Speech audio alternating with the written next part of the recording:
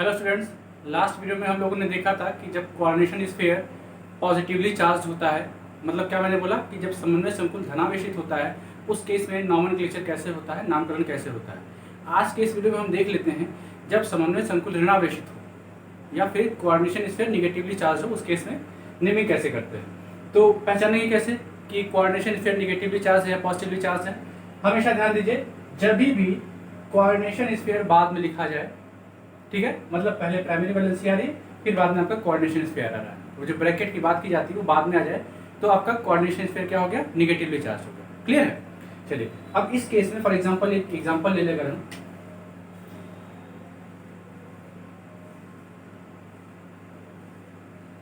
ये है, देख रहे हैं ये टाइप कैसा है, ये इस टाइप का है। कोऑर्डिनेशन स्फीयर बाद में आ रहा है और पहले आपकी प्राइमरी वैलेंसी आ रही है। तो इस केस में नाम लिखते कैसे हैं, देखिए लिखा हुआ है कि प्राइमरी वैलेंसी को पहले लिख लेंगे, जो पहले लिखा गया है वही पहले पढ़ा जाएगा और वही पहले लिखा भी जाएगा। ठीक है, तो उसमें कोई इस बट वाली बात नहीं होती है। तो सबसे पहले पोटेशियम, टेट्रा पोटेशियम नहीं लिखते हैं। क्यों नहीं लिखते हैं? क्योंकि प्राइमरी वैलेंसी का नंबर कहीं नहीं दिखाते हैं। ठीक है, जो भी नंबर दिखाना होता है, जो रिपीटेशन होता है, वो सिर्फ और सिर्फ लिगेंड्स, जो ब्रैकेट के अंदर लिगेंड्स होते हैं उनकी रिपीटेशन होती है, बाकी सबका रिपीटेशन नहीं दिखाते हैं, इग्नोर करते हैं पोटेशियम। इसके बाद देखिए लिगेंड्स इन अल्फाबेटिकल ऑर्डर। अब ये एक ही लिगेंड है, साइनाइड आयन है। ठीक है, साइनाइड पे एक निगेटिव होता है, तो निगेटिवली चार्ज लिगेंड है, ऋणावेशित आपका लिगेंड है, तो इसके नाम क्या, साइनो आ जाएगा। अच्छा, साइनो के पहले देखिए 6 बार आया है, तो पोटेशियम हेक्सासाइनो। अब देखिए आयरन जो है लिखा हुआ है कि इसके बाद अल्फाबेटिकल ऑर्डर में लिखने के बाद मेटल आयन का नाम लिखते हैं, उसके आगे 1 जोड़ देते हैं। मैंने आपको बताया था कि मेटल आयन का नाम लिखते हैं पर लैटिन नेम लिखते हैं। अगर लैटिन नेम प्रेजेंट हो तो उसके नाम के आगे 8 लगाते हैं, लैटिन नेम नहीं है तो जो भी कॉमन नेम आप जान रहे हैं वही आप उसके आगे 8 लगा देते हैं। तो अगर हम देखें तो आयरन का लैटिन नेम होता है फेरम, तो फेरम के आगे जब फेरेट लगाते हैं तो ये बन जाता है फेरेट। ठीक है, देख रहे हैं पहला लेटर कैपिटल है, बाकी सब कॉन्टिन्यूएशन में स्मॉल लेटर्स में है। ठीक है, और फेरेट के बाद इसका ऑक्सीडेशन नंबर अगर आप निकालें तो 2 आएगा। जब भी मैं निकाल के दिखा देता हूँ, देखिए जिसका निकालना है इसका निकालना है। तो सबसे लेफ्ट से शुरू करते हैं, बाएं हाथ से शुरू करें तो 4 और पोटेशियम, 1 पोटेशियम 1 पॉजिटिव, और आयरन का निकालना है तो x हो गया। और फिर आपका 6 साइनाइड है, 1 साइनाइड पे 1 निगेटिव, ओवर ऑल चार्ज कितना है, 0 है। तो +4 + x - 6 = 0, x बराबर +2, तो ये +2 यहाँ पे आ गया। ठीक है, मैं और एग्जाम्पल्स कर दूं।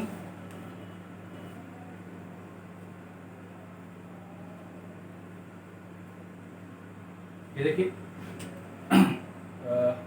ये लिखा होगा CrOx3 निगेटिव। ठीक है, CrOx3 निगेटिव। अब आप देख रहे हैं, आपको यहाँ पहचानना ही नहीं है, साफ साफ दिख रहा है कि कोऑर्डिनेशन स्फीयर के ऊपर नेगेटिव चार्ज है ना, आपको पहचानना ही नहीं है। तो इस केस में क्या होगा, ये इसी टाइप का है, प्राइमरी वैलेंसी लिखी हुई नहीं है, कोई प्राइमरी वैलेंसी नहीं है, तो लिगैंड लिखेंगे, एक ही लिगैंड है, ये ऑक्सलेट आयन है। ठीक है, अच्छा ऑक्सलेट आयन है तो 3 बार आया है, तो क्या लिख देंगे, ट्राई ऑक्सलेटो हो गया ना। अब क्रोमियम है तो क्रोमियम का लैटिन नेम नहीं होता है, तो क्या लिख दिया, क्रोमेट। ठीक है, और ऑक्सीडेशन नंबर निकालेंगे तो ये 3 आ जाएगा, और क्योंकि चार्ज है तो इसके ऊपर आयन लिख देते हैं। ठीक है, ऑक्सीडेशन नंबर अगर मैं निकाल दूं तो क्रोमियम का निकालना है x मान लिया, और 3 ऑक्सीडेट है, एक ऑक्सीडेट पे 2 निगेटिव होता है, और पूरे स्फीयर के ऊपर देखिए 3 निगेटिव है, तो x + -6 बराबर -3, तो x बराबर +3। ये आप देख सकते हैं।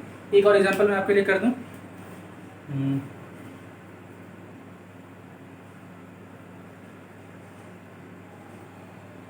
देख रहे हैं, एक एग्जांपल कौन सा लिख लिया जाए, लिख लेते हैं ZnOH4 2 निगेटिव। देख रहे हैं ना, एक ही टाइप का लिगेंड है, निगेटिवली चार्ज आपका कोऑर्डिनेशन स्फीयर है, साफ साफ दिख रहा है, जो भी आपका समन्वय संकुल हो गया ऋणावेशित है, तो नाम इसी टाइप से लिखेंगे। प्राइमरी वैलेंसी कोई है नहीं, उसको छोड़ देते हैं, यहाँ से नाम लिखना शुरू करें। तो लिगेंड कौन सा है, हाइड्रोक्सो आयन बोलते हैं इसको, तो टेट्रा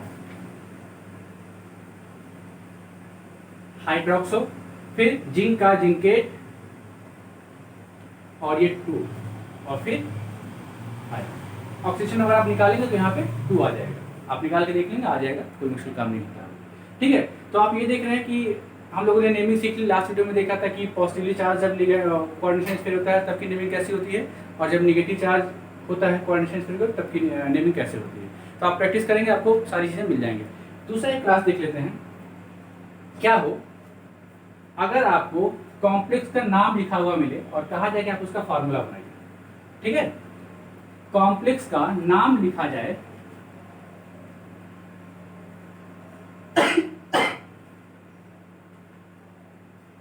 सॉरी, अगर कॉम्प्लेक्स का नाम लिखा हुआ है और फिर कहा जाए कि आप उसका फॉर्मूला बनाइए तो कैसे काम करते हैं। चलिए एग्जांपल के तो समझते हैं, बहुत आसान सी काम है और ये आता भी है क्वेश्चन। जैसे मैं अगर लिख दूं, ये नाम लिखा हुआ है पोटेशियम हेक्सासाइनोफेरेट 2, ये लिखा हुआ है, कहा जा रहा है आप इसका फार्मूला बनाइए।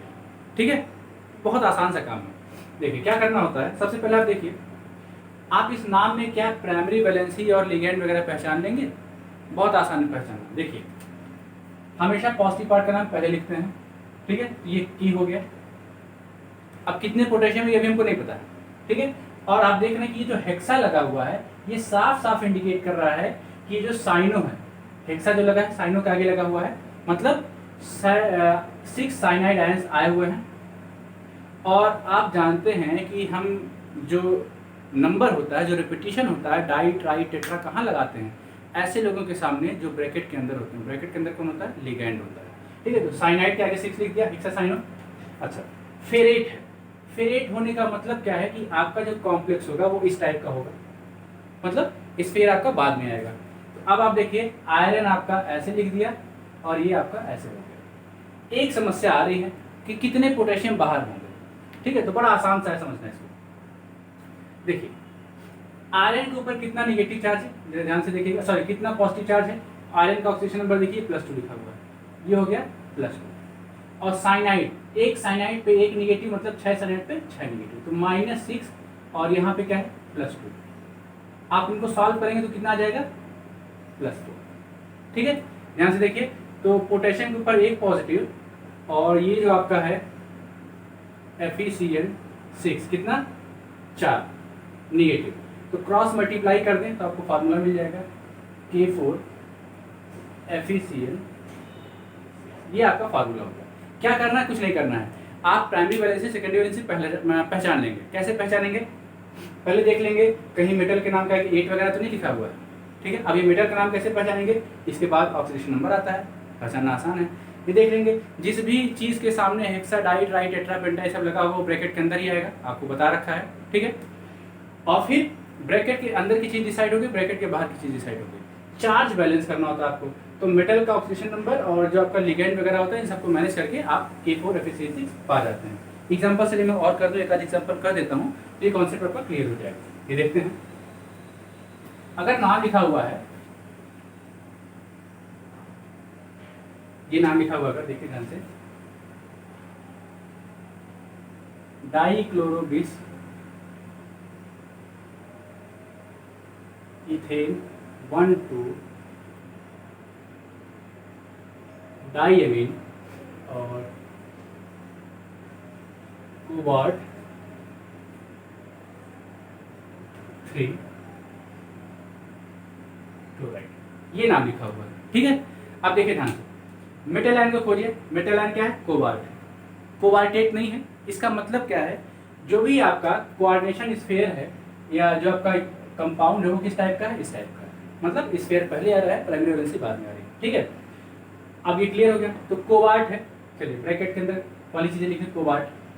अच्छा, इसके पहले जितने भी लोग सब ब्रैकेट वाले हमने लिखिए, डाइक्लोरो, कहा है कि जिसके आगे नंबर वगैरह आ जाएगा वो ब्रैकेट के अंदर आएगा, तो डाइक्लोरो मतलब 2 बार क्लोरीन लिख लिया, और बिस इथेन 1,2 डाइमीन, तो EN आपका 2 बार आ गया। और कुछ अंदर लिख रहा है, नहीं लिख रहा है, और ब्रैकेट के बाहर क्या है, Cl। ठीक है, अब हमको ये पता करना है कि ब्रैकेट के बाहर कितने Cl है, 1 Cl है, 2 Cl है, 3 Cl है, कैसे है ये हमको यहाँ पे पता करना है। देखते हैं, कोबाल्ट का ऑक्सीजन नंबर कितना है, 3 है, मतलब +3। मेटल है तो हमेशा पॉजिटिव आपका ऑक्सीडेशन नंबर आएगा। और क्लोरीन के ऊपर एक निगेटिव होता है, 2 क्लोरीन है, इन दोनों को सम करेगा कितना आ जाएगा, +1 आ जाएगा। ठीक है। अच्छा, इसके ऊपर कितना निगेटिव होता है, -1। तो देखिए आपको मिला क्या, CO Cl2 En ट्वाइस, कितना है इसके ऊपर, एक पॉजिटिव है और Cl के ऊपर एक निगेटिव, क्रॉस मल्टीप्लाई करें तो आपको मिल जाएगा नाम formula CO Cl2 En twice, ये ब्रैकेट क्लोज और Cl, मतलब ब्रैकेट के बाहर जो क्लोराइड आयन है उसका नंबर कितना होगा, एक ही होगा। एक और एग्जांपल अगर हम देखते हैं, देखिए अगर ये लिखा हुआ है कि ट्रिस इथेन 1,2 डाइअमीन और क्रोमियम, और फिर यहाँ पे 3 और ये क्लोराइड, ये देखना है। तो अब क्रोमियम है, क्रोमेट नहीं, इसका मतलब आपका जो स्फीयर कंपाउंड है वो किस टाइप का है, इस टाइप का है। क्लियर है। चलिए अब देखते हैं क्या है। तो इसके पहले देखिए यहाँ पर रिपीटिशन के लिए ट्रिस वगैरह लगा है, इसका मतलब ब्रैकेट के अंदर है, तो लगा दिया हमने, क्रोमियम पहले लिख दिया, En थ्राइस, ब्रैकेट के अंदर ये हो गया और कुछ है ही नहीं, और बाहर क्या है, क्लोरीन है।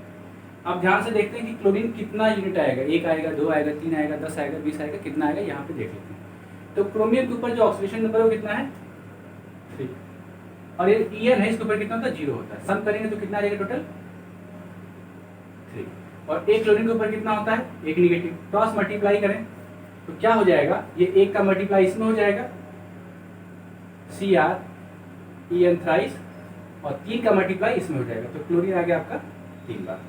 देख रहे हैं, ये हो गया।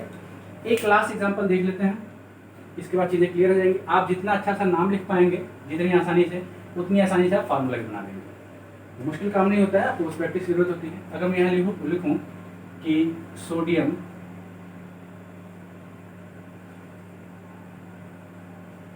हेक्सासाइनो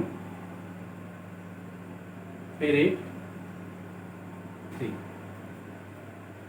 देखिए फेरेट आ गया ना, इसका मतलब क्या है, जो आपका कॉम्प्लेक्स है वो किस टाइप का है, इस टाइप का है। अब इस टाइप का है तो अब देखिए हेक्सासाइनो, मतलब ये ब्रैकेट के अंदर होगा, ब्रैकेट के अंदर के लोगों का रिपीटिशन अलाउड होता है, उनको दिखाते हैं, ब्रैकेट के बाहर जो होते हैं उनका रिपीटिशन इग्नोर करते हैं। तो सोडियम कितना ये हमको नहीं पता, तो हेक्सासाइनो फेरेट से लेके आपका ये क्या है, ब्रैकेट के अंदर, तो FeCl6, और सोडियम कितना यूनिट है ये हमको नहीं पता है, तो पता कर लेते हैं कैसे। अच्छा, आयरन के ऊपर कितना चार्ज है, 3 है, साइनाइड के ऊपर 6 × -1, ये कितना आ गया आपका, -3, देख रहे हैं, और सोडियम के ऊपर +1, क्रॉस मल्टीप्लाई करें तो सोडियम में मल्टीप्लिकेशन हो गया 3 का, और FeCl6 में मल्टीप्लिकेशन हो गया 1 का, ये आपका फार्मूला बन गया। देख रहे हैं, तो ये सारी चीज़ें थी, आसान सी चीज़ें थी। मैंने आपको लास्ट का वीडियो अगर मैं समराइज करूँ तो लास्ट के वीडियो में भी मैंने आपको बताया था कि पॉजिटिवली चार्ज कोऑर्डिनेशन स्फीयर हो, धनावेशित संकुल होता है तो नाम कैसे लिखते हैं, इसमें मैंने बताया ऋणावेशित संकुल होता है तो कैसे नाम लिखते हैं, और फिर अगर नाम दिया हो तो फार्मूला कैसे बनाते हैं। ठीक है, तो ये सारी चीज़ें मैंने आपको बता रखी हैं, आप प्रॉपर प्रैक्टिस करेंगे, आपको चीज़ें समझ में आ जाएंगी। और अगर आपको वीडियो समझ में आ रहा हो तो जरूर लाइक करें, सब्सक्राइब करें, अपने फ्रेंड्स के साथ शेयर करें। Thank you.